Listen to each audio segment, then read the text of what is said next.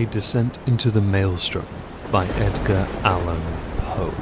We had now reached the summit of the loftiest crag.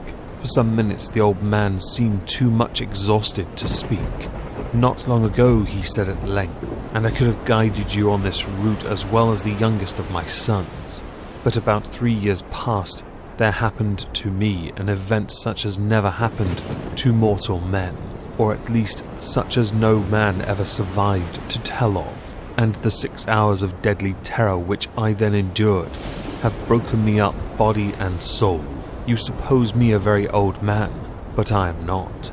It took less than a single day to change these hairs from a jetty black to white, to weaken my limbs and to unstring my nerves, so that I tremble at the least exertion and am frightened at a shadow.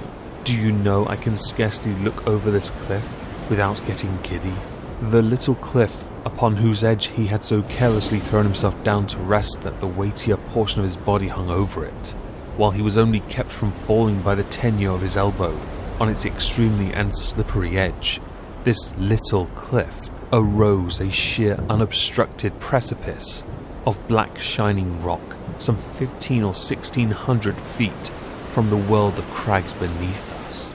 Nothing would have tempted me to within half a dozen yards of its brink. In truth, so deeply was I excited by the perilous position of my companion that I fell at full length upon the ground, clung to the shrubs around me and dared not even glance upward at the sky, while I struggled in vain to divest myself of the area that the very foundations of the mountain were in danger from the fury of the winds. It was long before I could reason myself into sufficient courage to sit up and look out into the distance. You must get over these fancies, said the guide, for I have brought you here that you might have the best possible view of the scene of that event I mentioned, and to tell you the whole story with the spot just under your eye. We are now, he continued in that particularizing manner which distinguished him, we are now close upon the Norwegian coast, in the 68th degree of latitude, in the great province of Nordland, and in the dreary district of Lofoden. The mountain upon whose top we sit is Helseggen, the Cloudy. Now raise yourself up a little higher, hold on to the grass if you feel giddy, so, and look out beyond the belt of vapour beneath us into the sea. I looked dizzily and beheld a wide expanse of ocean, whose waters wore so inky a hue as to bring at once to my mind the Nubian geographer's account of the Mare Tenebrarum, a panorama more deplorably desolate than a human imagination can conceive. To the right and left, as far as the eye could reach, there lay outstretched like ramparts of the world, lines of horridly blackened, beetling cliff, whose character of gloom was but the more forcibly illustrated by the surf, which reared high up against its white and ghastly crest, howling and shrieking forever. Just opposite the promontory upon whose apex we were placed, and at a distance of some 5 or 6 miles out at sea, there was visible a small bleak-looking island, or more properly, its position was discernible through the wilderness of surge, which it was enveloped. About 2 miles nearer the land arose another of smaller size, hideously craggy and barren, and encompassed at various intervals by a cluster of dark rocks. The appearance of the ocean, in the space between the more distant island and the shore, had something very unusual about it, although at the time so strong a gale was blowing landward that a brig in the remote offing lay to under a double-reefed trysail, and constantly plunged her whole hull out of sight. Still there was here nothing like a regular swell, but only a short, quick, angry cross-dashing of water in every direction, as well as in the teeth of the wind as otherwise. Of foam there was little except in the immediate vicinity of the rocks. The island in the distance, resumed the old man, is called by the Norwegians Ver. The one midway is Moscow, that a mile to the northward is Ambaran.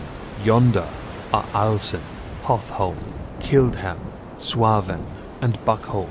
Farther off between Moscow and Ver are Otterholm, Flimen, Sandflessen, and Stockholm.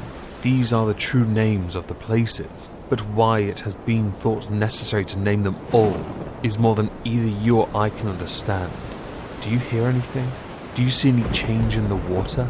We had now been about 10 minutes upon the top of Helseggen, to which we had ascended from the interior of Lofoden, so that we had caught no glimpse of the sea until it had burst upon us from the summit. As the old man spoke, I became aware of a loud and gradually increasing sound, like the moaning of a vast herd of buffaloes upon an American prairie, and at the same moment I perceived that what seamen term the chopping character of the ocean beneath us was rapidly changing into a current which set to the eastward. Even while I gazed, this current acquired a monstrous velocity, each moment added to its speed, to its headlong impetuosity. In 5 minutes the whole sea as far as Ver was lashed into ungovernable fury, but it was between Moscow and the coast that the main uproar held its sway. Here the vast bed of the water, seamed and scarred into 1,000 conflicting channels, burst suddenly into frenzied convulsion, heaving, boiling, hissing, gyrating in gigantic and innumerable vortices, and all whirling and plunging onto the eastward with a rapidity which water never elsewhere assumes except in precipitous descents. In a few minutes more there came over the scene another radical alteration. The general surface grew somewhat more smooth, and the whirlpools one by one disappeared, while prodigious streaks of foam became apparent when none had been seen before, these streaks at length spreading out to a great distance, and entering into combination took unto themselves the gyratory motion of the subsiding vortices, and seemed to form the germ of another more vast. Suddenly, very suddenly, this assumed a distinct and definite existence in a circle of more than a mile in diameter. The edge of the whirl was represented by a broad belt of gleaming spray, but no particle of this slipped into the mouth of the terrific funnel, whose interior, as far as the eye could fathom, it was a smooth, shining and jet-black wall of water, inclined to the horizon at an angle of some 45 degrees, speeding dizzily round and round with a swaying and sweltering motion, and sending forth to the winds an appalling voice, half shriek, half roar, such as not even the mighty cataract of Niagara ever lifts up in its agony to heaven. The mountain trembled to its very base, and the rock rocked. I threw myself upon my face and clung to the scant herbage in an excess of nervous agitation. This, said I to the old man, at length, this can be nothing else than the great whirlpool of the Maelström. So it is sometimes termed, he said.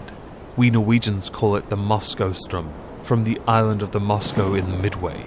The ordinary accounts of this vortex had by no means prepared me for what I saw. That of Jonas Ramus, which is perhaps the most circumstantial of any, cannot impart the faintest conception either of the magnificence or of the horror of the scene, or of the wild, bewildering sense of the novel which confounds the beholder.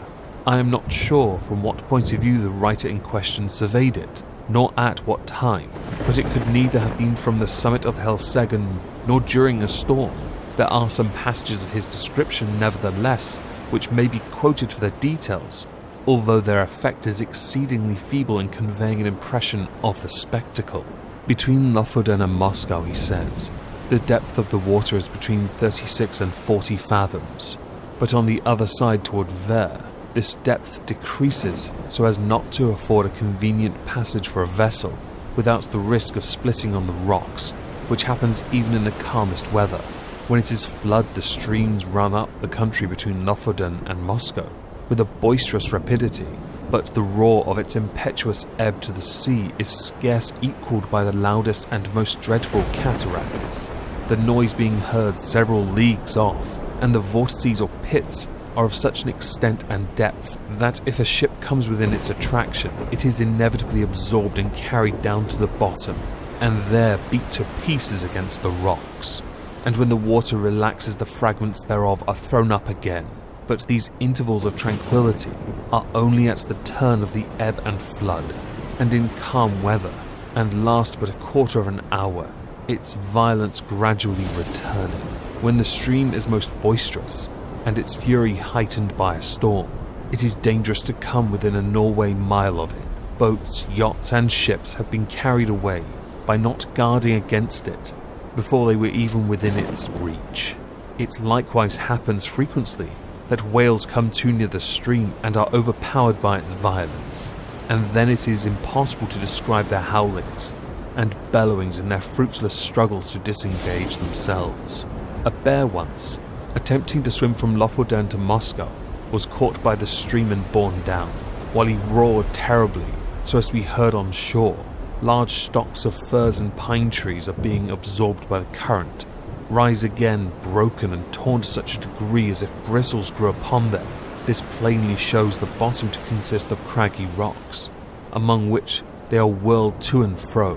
This stream is regulated by the flux and reflux of the sea, it being constantly high and low water every 6 hours. In the year 1645, early in the morning of Sexagesima Sunday, it raged with such noise and impetuosity that the very stones of the houses on the coast fell to the ground. In regard to the depth of the water, I could not see how this could have been ascertained at all in the immediate vicinity of the vortex. The 40 fathoms must have reference only to portions of the channel close upon the shore, either of Moscow or of Lofoten. The depth in the centre of the Maelström must be immeasurably greater, and no better proof of this fact is necessary than can be obtained from even the sidelong glance into the abyss of the world, which may be had from the highest crag of Helseggen, looking down from this pinnacle upon the howling Phlegethon below. I could not help smiling at the simplicity with which the honest Jonas Ramus records, as a matter difficult of belief, the anecdotes of the whales and the bears, for it appeared to me, in fact, a self-evident thing that the largest ship of the line in existence, coming within the influence of that deadly attraction, could resist it as little as a feather the hurricane, and must disappear bodily and at once. The attempts to account for the phenomenon, some of which I remember, seemed to me sufficiently plausible in perusal, now wore a very different and unsatisfactory aspect. The idea generally received is that this, as well as 3 smaller vortices among the Faroe Islands, have no other cause than the collision of waves rising and falling at flux and reflux against a ridge of rocks and shelves, which confines the water so that it precipitates itself like a cataract, and thus, the higher the flood rises, the deeper must the fall be, and the natural result of all is a whirlpool of vortex, the prodigious suction of which is sufficiently known by lesser experiments. These are the words of the Encyclopaedia Britannica Kircher, and others imagine that in the centre of the channel of the Maelström is an abyss penetrating the globe and issuing in some very remote part, the Gulf of Bothnia, being somewhat decidedly named in one instance. This opinion, idle in itself, was the one to which, as I gazed, my imagination most readily assented, and, mentioning it to the guide, I was rather surprised to hear him say that, although it was the view almost universally entertained on the subject by the Norwegians, it nevertheless was not his own. As to the former notion, he confessed his inability to comprehend it, and here I agreed with him, for however conclusive on paper, it becomes altogether unintelligible and even absurd amid the thunder of the abyss.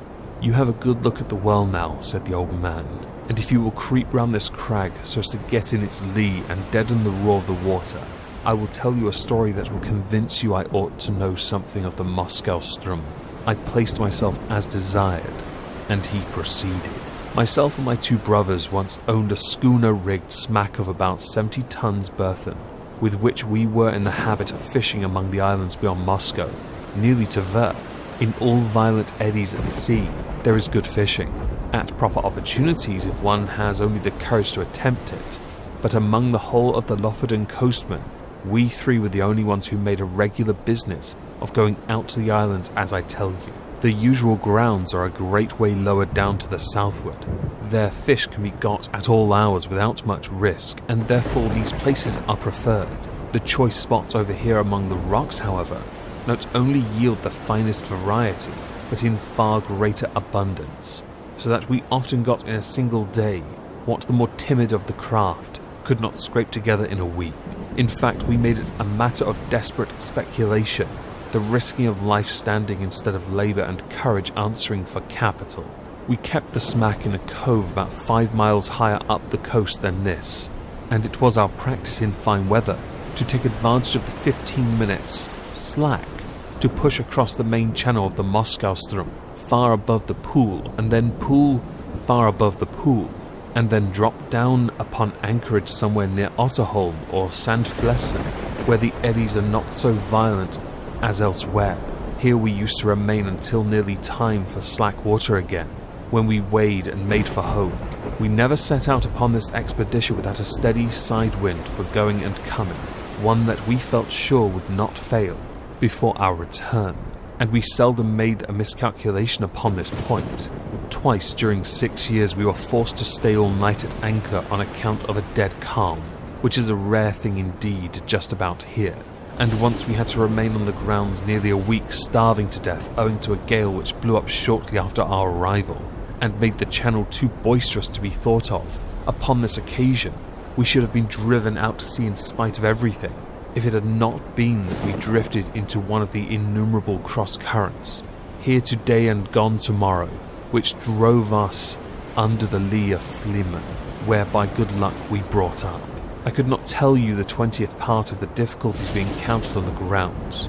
It is a bad spot to be in, even in good weather, but we made shift always to run the gauntlet of the Maelström itself without accident, although at times my heart has been in my mouth when we happened to be a minute or so behind or before the slack. The wind sometimes was not as strong as we thought in its starting, and then we made rather less way than we could wish. While the current rendered the smack unimaginable, my eldest brother had a son 18 years old, and I had 2 stout boys of my own. These would have been of great assistance at such times in using the sweeps as well as afterward in fishing, but somehow, although we ran the risk ourselves, we had not the heart to let the young ones get into the danger, for after all is said and done, it was a horrible danger, and that is the truth. It is now within a few days of 3 years since what I am going to tell you occurred. It was on the 10th day of July 18, a day which the people of this part of the world will never forget, for it is one in which blew the most terrible hurricane that ever came out of the heavens.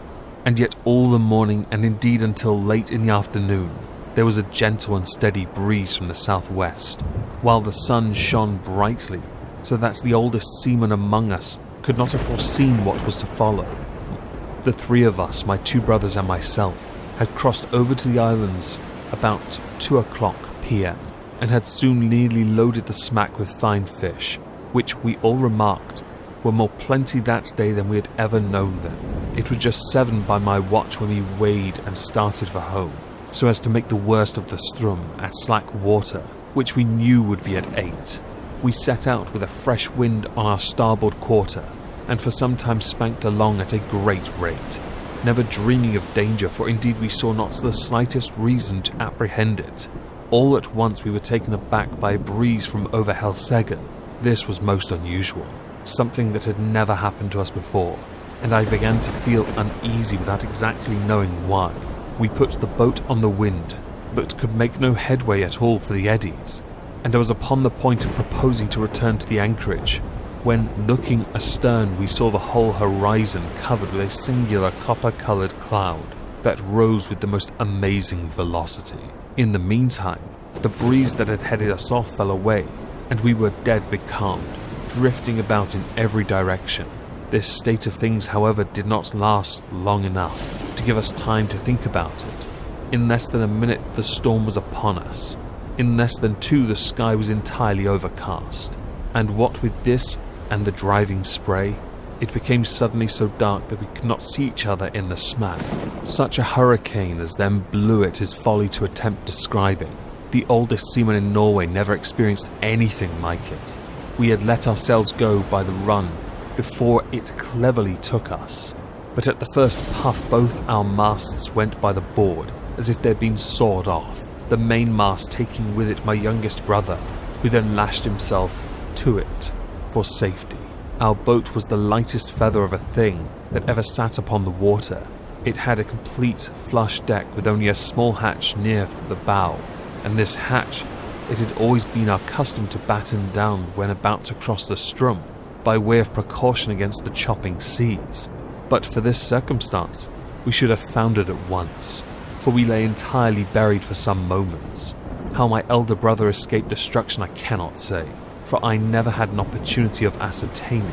For my part, as soon as I had let the foresail run, I threw myself flat on the deck with my feet against the gunwale of the bow, and with my hands grasping a ring bolt near the foot of the foremast. It was mere instinct that prompted me to do this, which was undoubtedly the very best thing I could have done, for I was too much flurried to think. For some moments we were completely deluged, as I say, and all this time I held my breath and clung to the bolt. When I could stand it no longer, I raised myself upon my knees, still keeping hold with my hands, and thus got my head clear. Presently, our little boat gave herself a little shake, just as a dog does coming in out of the water, and thus rid herself in some measure of the seas. I was now trying to get the better of the stupor that had come over me, and to collect my senses so as to see what was to be done, when I felt somebody grasp my arm. It was my elder brother, and my heart leaped for joy, for I had made sure that he was overboard. But the next moment all this joy had turned into horror, for he put his mouth close to my ear and screamed out the word, Maelström. No one will ever know what my feelings were in that moment. I shook from head to foot as if I had had the most violent fit of the ague. I knew what he meant by that one word well enough. I knew what he wished to make me understand. With the winds that now drove us on, we were bound for the whirl of the Strum, and nothing could save us. You perceive that in crossing the Strum channel, we always went a long way up above the whirl, even in the calmest weather, and then had to wait and watch carefully for the slack. But now we were driving right upon the pool itself, and in such a hurricane as this, to be sure I thought we shall get there just about the slack. There is some little hope in that. But in the next moment I cursed myself for being so great a fool as to dream of hope at all. I knew very well that we were doomed, had we been a 10 times a 90 gunship. But this time, the first fury of the tempest had spent itself, or perhaps we did not feel it so much, as we scudded before it. But at all events the seas, which at first had been kept down by the wind, and lay flat and frothing, now got up into absolute mountains. A singular change too had come over the heavens, around in every direction. It was still as black as pitch, but nearly overhead there burst out, all at once, a circular rift of clear sky, as clear as I ever saw, and of a deep bright blue, and through it there blazed forth the full moon with a lustre that I never before knew her to wear. She lit up everything about us with the greatest distinctness, but oh God, what a scene it was to light up. I now made 1 or 2 attempts to speak to my brother, but in some manner which I could not understand. The din had so increased that I could not make him hear a single word, although I screamed at the top of my voice in his ear. Presently he shook his head, looking as pale as death, and held up one of his fingers as if to say, "Listen." At first I could not make out what he meant, but soon a hideous thought flashed upon me. I dragged my watch from its fob. It was not going. I glanced at its face by the moonlight, and then burst into tears as I flung it far away, into the ocean. It had run down at 7 o'clock. We were behind the time of the slack, and the whirl of the Strum was in full fury. When a boat is well built, properly trimmed, and not deep laden, the waves in a strong gale when she is going large seem always to slip from beneath her, which appears very strange to a landsman, and this is what is called riding, in sea phrase. Well, so far we had ridden the swells very cleverly, but presently a gigantic sea happened to take us right under the counter, and bore us with it as it rose up, as if into the sky. I could not have believed that any wave could rise so high, and then down we came with a sweep, a slide, and a plunge that made me feel sick and dizzy, as if I was falling from some lofty mountaintop in a dream. But while we were up, I had thrown a quick glance around, and that one glance was all sufficient. I saw our exact position in an instant. The Maelström whirlpool was about 1/4 of a mile ahead, but no more like the everyday Maelström than the whirl as you now see it is like a mill race. If I had not known where we were, and what we had to expect, I should not have recognized the place at all. As it was, I involuntarily closed my eyes in horror. The lids clenched themselves together as if in a spasm. It could not have been 2 minutes afterward until we suddenly felt the waves subside and were enveloped in foam. The boat made a sharp half-turn to larboard and then shot off in its new direction like a thunderbolt. At the same moment, the roaring noise of the water was completely drowned in a kind of shrill shriek, such a sound as you might imagine given out by the waste pipes of many household steam vessels, letting off their steam altogether. We were now in the belt of the surf that always surrounds the world, and I thought, of course, that another moment would plunge us into the abyss, down which we could always see indistinctly on account of the amazing velocity with which we were borne along. The boat did not seem to sink into the water at all, but to skim like an air bubble upon the surface of the surge. Her starboard side was next the whirl, and on the larboard arose the world of ocean we had left. It stood like a huge writhing wall between us and the horizon. It may appear strange by now when we were in the very jaws of the gulf. I felt more composed than when we were only approaching it. Having made up my mind to hope no more, I got rid of a great deal of that terror which unmanned me at first. I suppose it was despair that strung my nerves. It may look like boasting, but what I tell you is truth. I began to reflect how magnificent a thing it was to die in such a manner, and how foolish it was in me to think of so paltry a consideration as my own individual life, in view of so wonderful a manifestation of God's power. I do believe that I blushed with shame when this idea crossed my mind. After a little while, I became possessed with the keenest curiosity about the world itself. I positively felt a wish to explore its depths, even at the sacrifice I was going to make, and my principal grief was that I should never be able to tell my old companions on shore about the mysteries I should see. These no doubt were singular fancies to occupy a man's mind in such extremity, and I have often thought since that the revolutions of the boat around the pool might have rendered me a little light-headed. There was another circumstance which tended to restore my self-possession, and this was the cessation of the wind, which could not reach us in our present situation, for as you saw yourself, the belt of surf is considerably lower than the general bed of the ocean, and this latter now towered above us, a high, black, mountainous ridge. If you have never been at sea in a heavy gale, you can form no idea of the confusion of mind occasioned by the wind and spray together. They blind, deafen, and strangle you, and take away all power of action or reflection.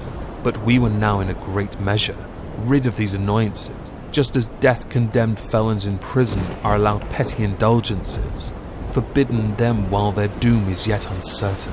How often we made the circuit of the belt, it is impossible to say. We careered around and around for perhaps an hour, flying rather than floating, getting gradually more and more into the middle of the surge, and then nearer and nearer to its horrible inner edge. All this time I had never let go of the ring bolt. My brother was at the stern, holding onto a small, empty water cask, which had been securely lashed under the coop of the counter, and was the only thing on deck not swept overboard when the gale first took us. As we approached the brink of the pit, he let go of his hold upon this, and made for the ring from which, in the agony of his terror, he endeavoured to force my hands.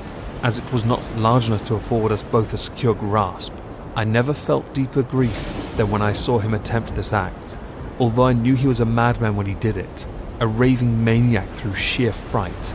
I did not care, however, to contest the point with him.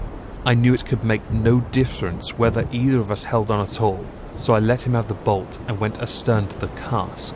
This there was no great difficulty in doing, for the smack flew round steadily enough, and upon an even keel, only swaying to and fro with the immense sweeps and swelters of the whirl. Scarcely had I secured myself in the new position when we gave a wild lurch to the starboard and rushed headlong into the abyss. I muttered a hurried prayer to God and thought it was all over. As I felt the sickening sweep of the descent, I had instinctively tightened my hold upon the barrel and closed my eyes. For some seconds I dared not open them, while I expected instant destruction and wondered that I was not already in my death struggles with the water. But moment after moment elapsed, I still lived. The sense of falling had ceased, and the motion of the vessel seemed much as it had been before, while in the belt of the foam, with the exception that she now lay more along. I took courage and looked once again upon the scene. Never shall I forget the sensations of awe, horror, and admiration with which I gazed about me.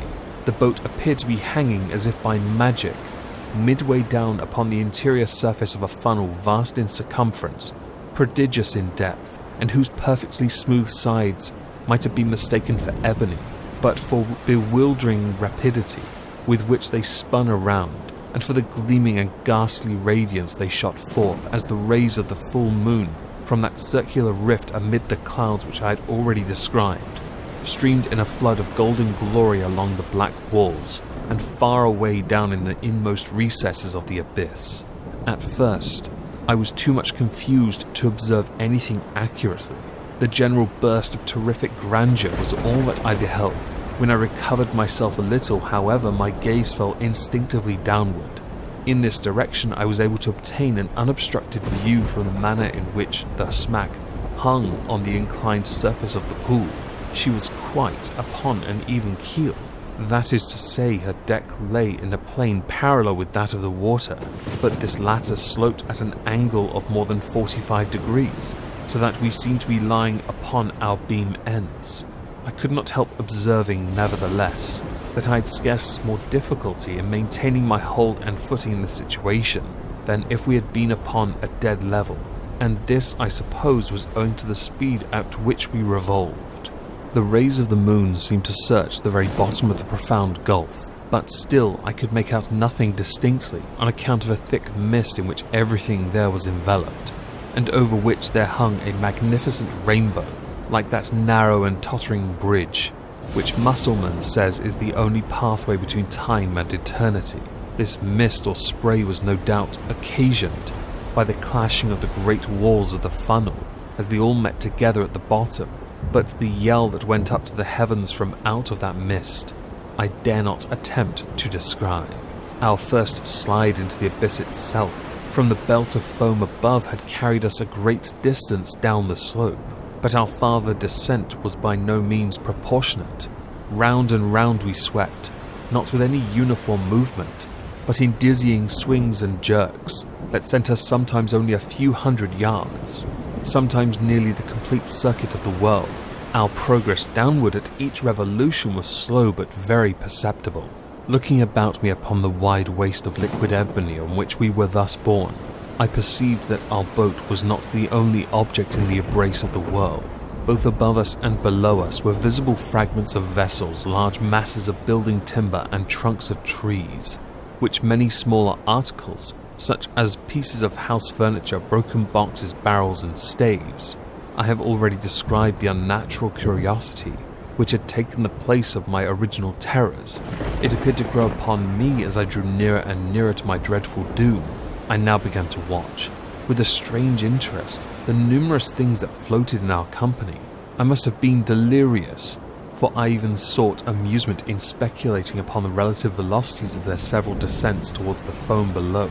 This fir tree, I found myself at one time saying, will certainly be the next thing that takes the awful plunge and disappears. And then I was disappointed to find that the wreck of a Dutch merchant ship overtook it and went down before. At length, after making several guesses of this nature, and being deceived in all this fact, the fact of my invariable miscalculation set me upon a train of reflection that made my limbs again tremble, and my heart beat heavily once more. It was not a new terror that thus affected me, but the dawn of a more exciting hope. This hope arose partly from memory, and partly from present observation. I called to mind the great variety of buoyant matter that strewed the coast of Lofoden, having been absorbed and then thrown forth by the Maelström. By far the greater number of the articles were shattered in the most extraordinary way, so chafed and roughened as to have the appearance of being stuck full of splinters. But then I distinctly recollected that there were some of them which were not disfigured at all. Now I could not account for this difference except by supposing that the roughened fragments were the only ones which had been completely absorbed, that the others had entered the whirl at so late a period of the tide, or for some reason had descended so slowly after entering, that they did not reach the bottom before the turn of the flood came, or of the ebb as the case might be. I conceived it possible in either instance that they might thus be whirled up again to the level of the ocean, without undergoing the fate of those which had been drawn in more early, or absorbed more rapidly. I made also 3 more important observations. The first was that as a general rule the larger the bodies were, the more rapid their descent. The second, that between 2 masses of equal extent, the one spherical and the other of any other shape, the superiority in speed of descent was with the sphere. The third, that between 2 masses of equal size, one cylindrical and the other of any other shape, the cylinder was absorbed more slowly. Since my escape, I have had several conversations on this subject with an old schoolmaster of the district, and it was from him that I learned the use of the words cylinder and sphere. He explained to me, although I have forgotten the explanation, how what I observed was in fact the natural consequence of the forms of the floating fragments, and showed me how it happened that a cylinder swimming in a vortex offered more resistance to its suction, and was drawn in with greater difficulty than an equally bulky body of any form whatever. There was one startling circumstance which went a great way in enforcing these observations, and rendering me anxious to turn them to account, and this was that at every revolution we passed something like a barrel, or else the yard or the mast of a vessel, while many of these things which had been on our level when I first opened my eyes upon the wonders of the whirlpool were now high above us, and seemed to have moved but little from their original station. I no longer hesitated what to do. I resolved to lash myself securely to the water cask upon which I now held, to cut it loose from the counter, and to throw myself with it into the water. I attracted my brother's attention by signs, pointing to the floating barrels that came near us, and did everything in my power to make him understand what I was about to do. I thought at length that he could comprehend my design, but whether this was the case or not, he shook his head despairingly and refused to remove himself from his station by the ring bolt. It was impossible to reach him. The emergency admitted of no delay, and so with a bitter struggle, I resigned him to his fate, fastened myself to the cask by means of the lashings, which secured it to the counter, and precipitated myself with it into the sea without another moment's hesitation. The result was precisely what I hoped it might be, as it is myself who now tell you this tale, as you see that I did escape, and as you are already in possession of the mode in which this escape was effected, and must therefore anticipate all that I have farther to say, I will bring my story quickly to conclusion. It might have been an hour or thereabout after my quitting the smack, when having descended to a vast distance beneath me, it made 3 or 4 wild gyrations in rapid succession, and bearing my loved brother with it, plunged headlong at once and forever into the chaos of foam below. The barrel to which I was attached sunk very little farther than half the distance between the bottom of the gulf and the spot at which I leaped overboard, before a great change took place in the character of the whirlpool. The slope of the sides of the vast funnel became momently less and less steep. The gyrations of the whirl grew gradually less and less violent. By degrees, the froth and the rainbow disappeared, and the bottom of the gulf seemed slowly to uprise. The sky was clear, the wind had gone, and the full moon was setting radiantly in the west, when I found myself on the surface of the ocean, in full view of the shores of Lofoden, and above the spot where the pool of the Maelström had been. It was the hour of the slack, but the sea still heaved in mountainous waves from the effects of the hurricane. I was borne violently into the channel of the Ström, and in a few minutes was hurried down the coast into the grounds of the fishermen. A boat picked me up, exhausted from fatigue, and speechless from the memory of its horror. Those who drew me on board were my old mates and daily companions, but they knew me no more than they would have known a traveller from the spirit land. My hair, which had been raven black the day before, was as white as you see it now. They say too that the whole expression of my countenance had changed. I told them my story. They did not believe it. I now tell it to you, and I can scarcely expect you to put more faith in it than did the merry fishermen of Lofoden.